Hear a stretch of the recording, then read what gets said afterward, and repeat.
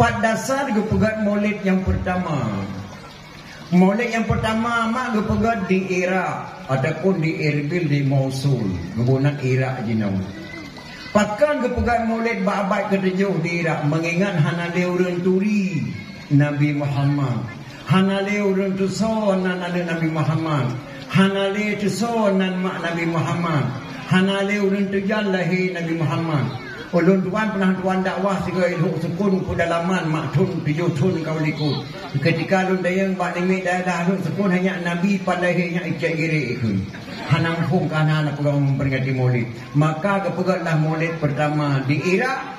12 draw ulama-ulama tingkat dunia kemusapat kenan yang nanti ingat tuan Salahuddin Al-Ayyubi dan Abu Sa'id bin Abu Mujaffar yang pegang maulid di Iraq. Salahuddin Al-Ayyubi sambung-sambung kena wajah reja linga di takengan dari kenan Salahuddin Al-Ayyubi, maka kepegatlah memperingati kelahiran Rasulullah sallallahu alaihi wasallam.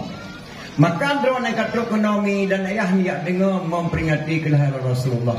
Duna mak fahla drone dua salah dengar dakwah memperingati maulid. Man kasada maudin yaqra'u fihi maulidin nabi fakat kasada ma'i fil jannah. So mantong kadijak bahasa bawah tempat sedangkan bak tempatnya rupukah bah lahir nabi. Sungguh yang kadikasat bahasa bawah kubun daripada kubun syurga. Nyandum le fahla dia dengar memperingati kelahiran Rasulullah mak malamnya makna dua siat di dalam angin dia tenda dia dengar dakwah memperingati maulid. Tetapi hai mak imam pengarang nasyid nekun, imam pengarang yang karang kitab kuning.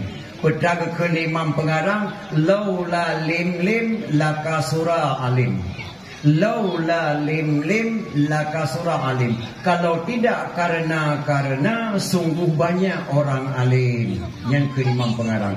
Kalau tidak karena sungguh banyak orang alim. Menyok karena jina wahai mak jeta jok kalimit karena nabo teteknya kalimit mungkin itu mendengar habang.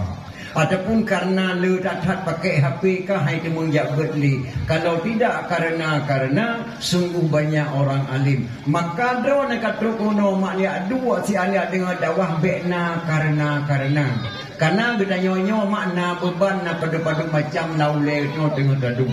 Tanya apa macam yang pertama warah tapi hana normal. Yang kedua normal tapi hana warah.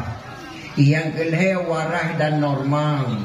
Yang keput hana warah dan hana normal. Yang le ulung mak bagi tanya warah tapi hana normal.